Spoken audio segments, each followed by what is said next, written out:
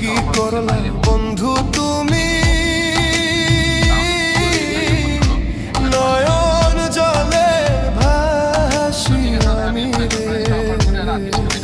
তোমার লাগি কানতে কানতে দুই চোখ নদী হইল রে, তোমার লাগি কানতে কানতে দুই চোখ নদী হইল রে।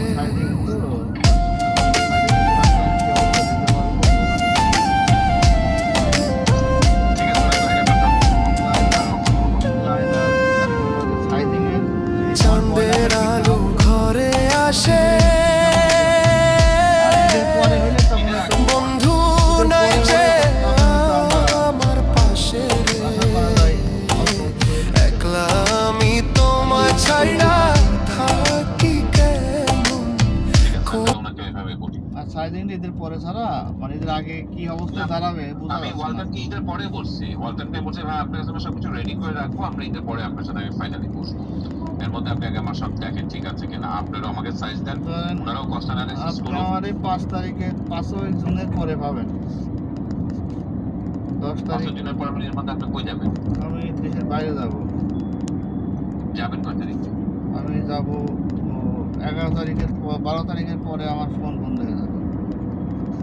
কারণ না, তখন যদি কারোর সাথে আমার যদি টুকটাক কিছু হয়ে যায়, যদি গায়নের টায়না তো সেক্ষেত্রে আমি কার সাথে কথা বলবো? সাকিবের সাথে কথা বলবেন। আচ্ছা, আমাকে তাহলে ওনার অ্যাড্রেস দিয়ে রাখবেন। আর এই মানে আপনার ওয়ালটন এবং আর্টিস্ট যদি আমি ঈদের পরে আপনি আসার পরে বসবো, কারণ ঈদই তো বোধহয় 27 তারিখ। আমি 5 আপনি তারিখ হজে যাচ্ছেন? হ্যাঁ হজে যাচ্ছি। আলহামদুলিল্লাহ আলহামদুলিল্লাহ। তো কারণ আমাদের এই বছর যাওয়ার নিয়ত আছে আর কি, আমরা করতে যাবো ফুল ফ্যামিলি, যদি আল্লাহ কবুল করে। উমরা করার দরকার নাই, নিজের ফরজ হজটা আগে করেন। ও উমরা করা না, উমরা প্রথম দিচ্ছে তো আমি ওকে আর কি জাস্ট বাচ্চার ফরজ না, আপনার ফরজ দরকার নাই। দরদ পীড়িত পরে আগে ফরজ কাজ সারেন। আচ্ছা দরদ মোহাম্মদ সেটা দেখে- পীড়িত এগুলা আল্লাহ তাআলা যখন বাড়ি দেবে, বাড়ি হবে বাঁচার পরে তখন ওগুলো আর মনে মানে ভুল হয়ে যাবে, হাই হাই ভুল করেছি। তো নিজের ফরজিয়াতটা পালন করার পরে সারা দুনিয়ার লোককে আপনি সাথে নিয়ে যান, তাতে কোনো আসা যায় না। আগে নিজের কামটা করেন।